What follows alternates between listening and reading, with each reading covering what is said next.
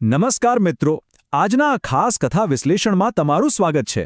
ચાલો કોઈ પણ જાતની વાટ જોયા વગર સીધા જ આ અદ્ભુત વાર્તાના મૂળમાં ઉતરીએ.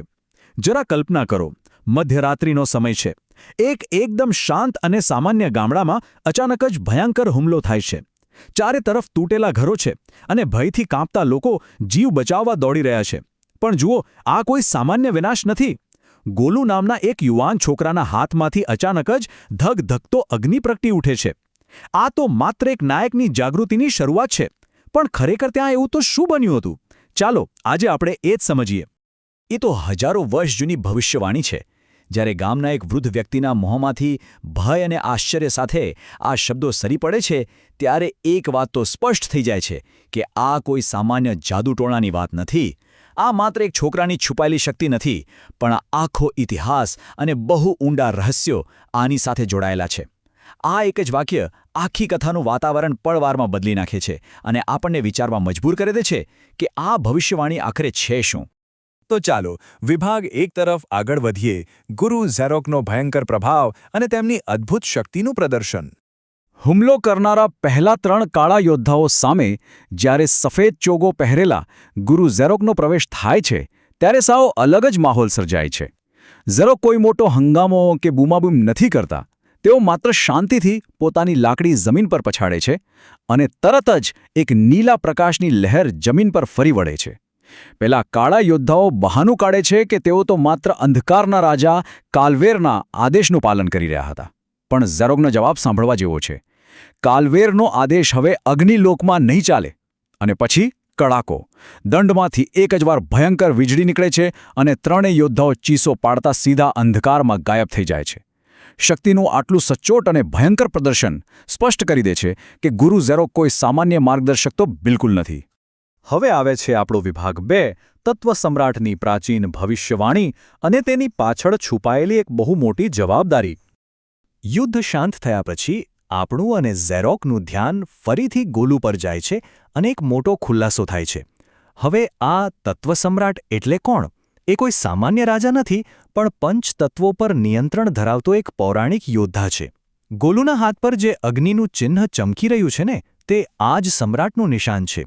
અને સૌથી મહત્વની વાત તો એ છે કે અંધકારનો પેલો શક્તિશાળી રાજા કાલ્વેર આ ભવિષ્યવાણીથી સખત ડરે છે. એટલે જ તેણે ગોલુને મારવા પોતાના યોદ્ધાઓને રાતોરાત મોકલ્યા હતા. આખી વાર્તાનો પાયો જ આ સમજૂતીમાં રહેલો છે.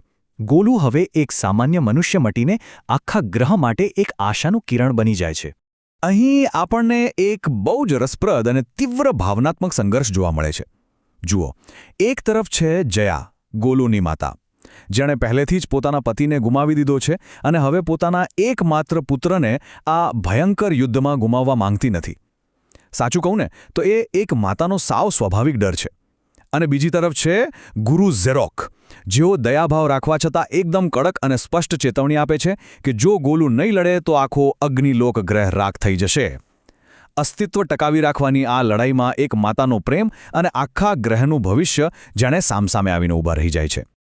આ ભારે સંઘર્ષ વચ્ચે ગોલુનું આ વાક્ય ખરેખર નોંધવા જેવું છે. તેના હૃદયમાં ભય હતો, થોડો ગુસ્સો પણ હતો, પણ સાથે ને સાથે એક અજાણી મોટી જવાબદારીનો અહેસાસ પણ થવા લાગ્યો હતો. જ્યારે તે કહે છે ને કે હું તૈયાર છું, ત્યારે ખરા અર્થમાં એક ડરેલા છોકરામાંથી એક જવાબદાર નાયકનો જન્મ થતો આપણે જોઈ શકીએ છીએ. તેની માતા તેને રોકવાનો ખૂબ પ્રયાસ કરે છે, પણ ગોલુની આંખોમાં હવે ડરની જગ્યાએ અગ્નિ જેવી અડગ હિંમત દેખાય છે. તે પોતાની માતાને સ્પષ્ટ કહે છે કે તે ડરીને જીવવા માટે જન્મ્યો નથી. બસ આ જ સ્વીકૃતિ તેને આગળની કઠિન યાત્રા માટે તૈયાર કરી દે છે. અને અહીંથી શરૂ થાય છે આપણો વિભાગ 3, મૃત્યુના જંગલમાં ભયાનક પ્રવેશ અને પ્રથમ કસોટીની શરૂઆત. પણ જો નાયક બનવું એટલું પણ સહેલું નથી. કાલ્વેરની સેના જાગી ગઈ છે અને સમય સાવ ઓછો છે. પંચતત્વોની શક્તિ સંપૂર્ણ રીતે મેળવવા માટે ગોલુએ પ્રથમ અને સૌથી ખતરનાક પરીક્ષામાંથી પસાર થવું જ પડશે. મૃત્યુનું જંગલ.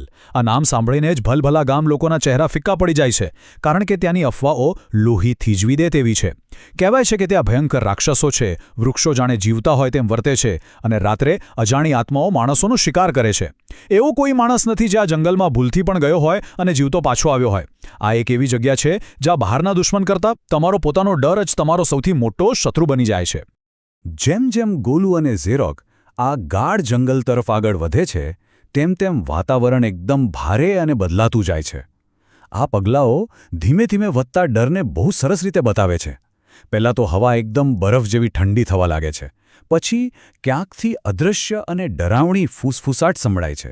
વિશાળ કાળા વૃક્ષો પાછળથી અચાનક જ ચમકતી લાલ આંખો દેખાય છે.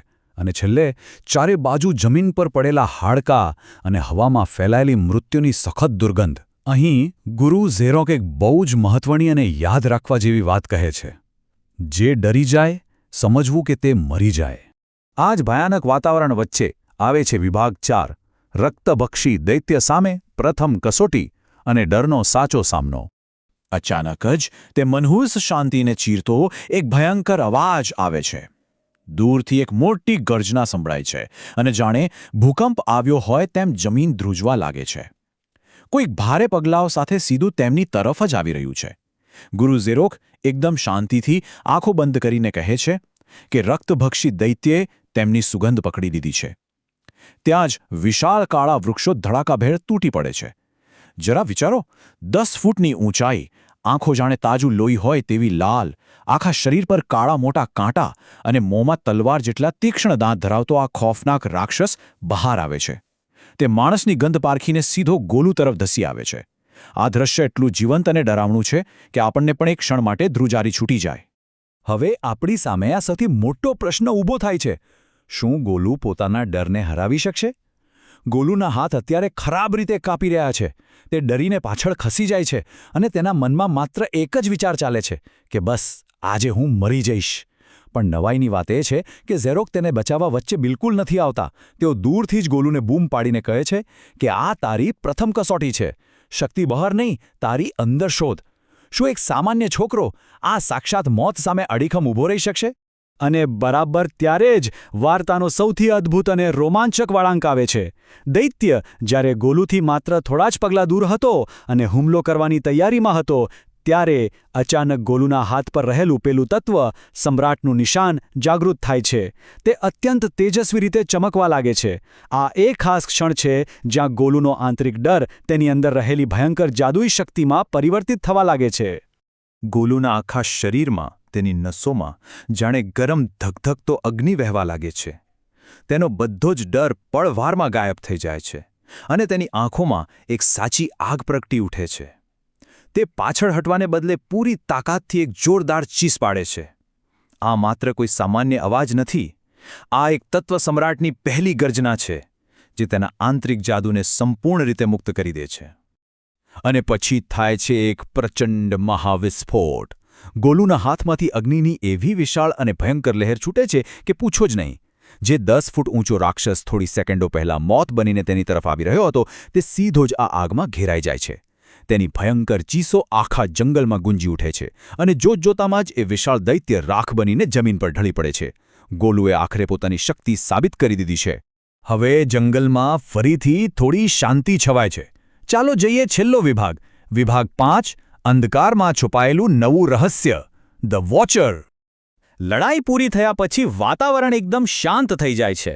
ગોલુ હજુ પણ ભારે આશ્ચર્યથી પોતાના જ હાથને જોઈ રહ્યો છે. તેને પોતાને વિશ્વાસ નથી થતો કે તેણે આટલા મોટા રાક્ષસનો ખાત્મો કરી નાખ્યો. ગુરુ ઝેરોક ગર્વથી સ્મિત કરીને કહે છે કે આ તો માત્ર શરૂઆત છે.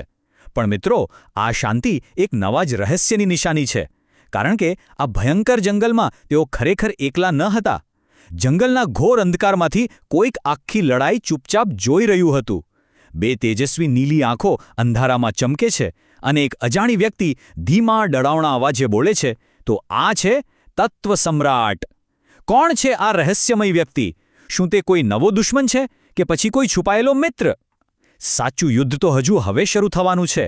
શું આંતરિક ડરનો સામનો કરવો એ જ સૌથી મોટી શક્તિ છે?